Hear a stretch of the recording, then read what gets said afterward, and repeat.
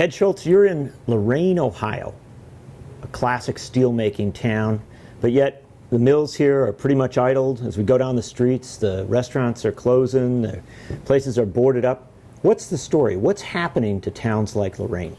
You know, John, what's happening in the big picture here is that the steel industry is facing a crisis that's really unparalleled to anything we've seen for decades. And I think it's brought the country to a crossroads. We're either going to have a strong manufacturing base or we're not. And when our manufacturing base is attacked and our leaders and politicians, elected officials in Washington stand idle, the country has to realize that this is everybody's fight, and the country has to realize that there's real hurt and real pain to middle-class families when something like this plays out. Now, all this conversation about we're going to do something for the middle class. We hear it from the Democrats, we hear it from the Republicans sometimes, but not very often. This is really a microcosm of what is playing out in America and what happens in communities, to families and industries when we sit back and allow our industries to be gutted because, number one, of bad trade deals, but number two, because we don't have the political guts to enforce what's on paper and tell other countries you can't do that in America. And so what's unfolding here in Lorain is really a microcosm of what we've seen in many industries across the country. And we're either going to take this seriously or we're not. Mm-hmm. This is the dwindling middle class that Bernie Sanders talks about. Mm-hmm. This is the middle class that Obama said he wanted to save. This is the middle class that lives with the pain, with the anguish, with the uncertainty of what their future is. And is this the new America? Mm-hmm. We talk about the global economy and the new economy. Is this the new America? Mm-hmm. And I think that there is a real fight for the heart and soul of the Republican Party going on right now over issues that we never thought that Planned Parenthood was going to be possibly used to shut down the government, which is an asinine discussion. But on the Democratic side, the heart and soul fight is for, do we care? Do we care about these middle-class families that we talk about to the point where we're willing to do something about it? And I'm afraid that our politics in this country have become so provincial. We all know that Marcy Kaptur cares about Lorain, Ohio. We all know that Sherrod Brown is a fighter for the working class of America. That's his culture. That's his roots.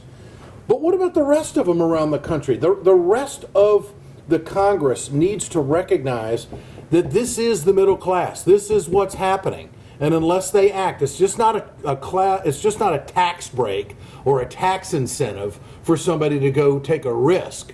No, there has to be, as I see it, and this comes from your core principles, there has to be some level of protectionism if we're going to rebuild America's middle class, and there has to be investment.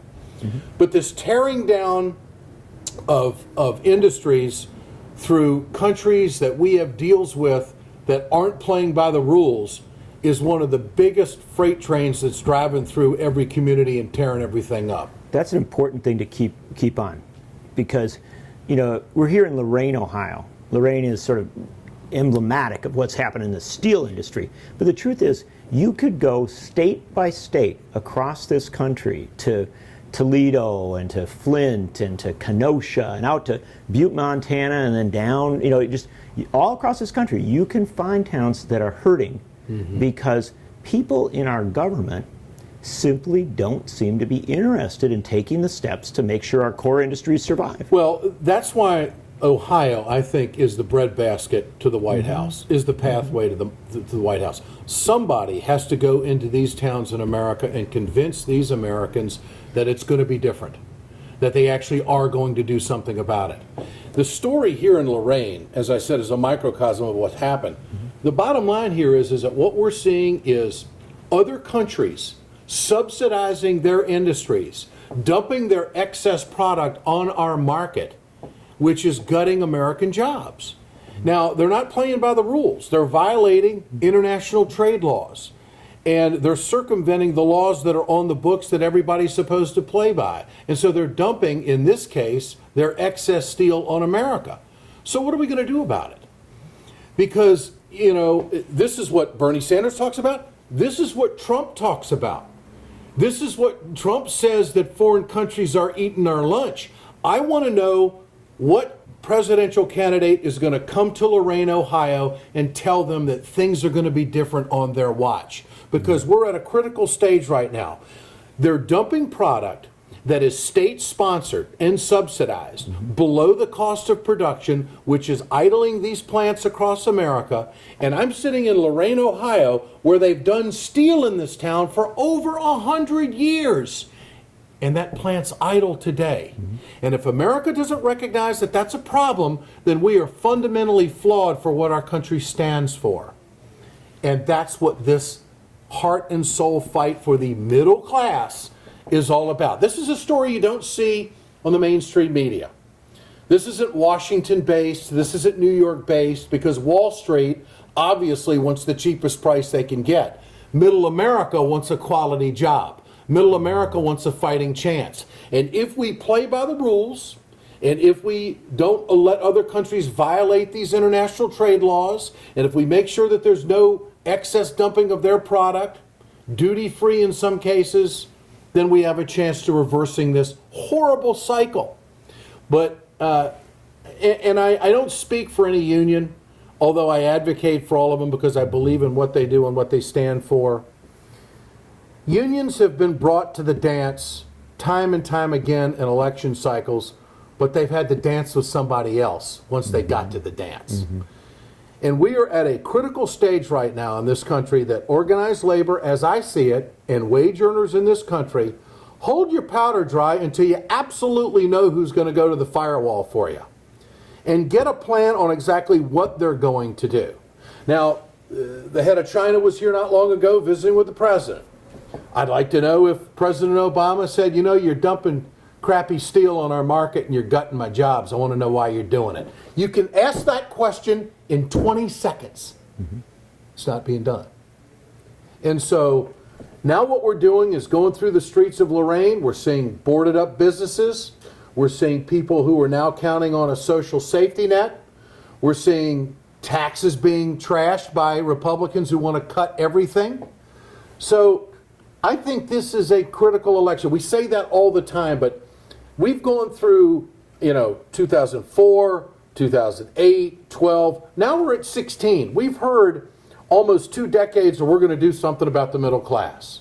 Isn't it about time that someone go to the belly of the beast and address the problem? We have a Congress right now that will not go face to face, toe to toe with these countries that are dumping on our market, because we want emerging markets.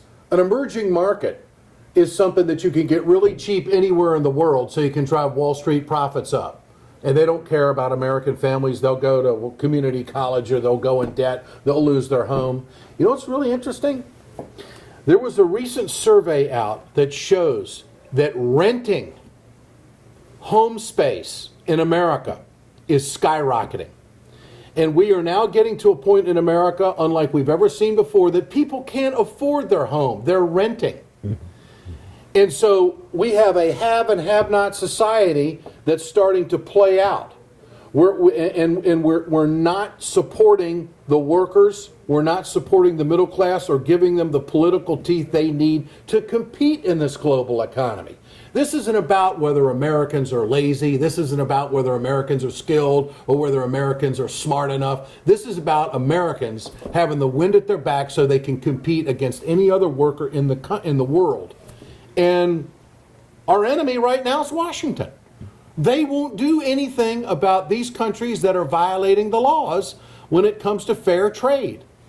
And so I just think that this is, it's my passion. It's my focal point in this election, because if they don't address this and go down this road, then you can forget the American middle class.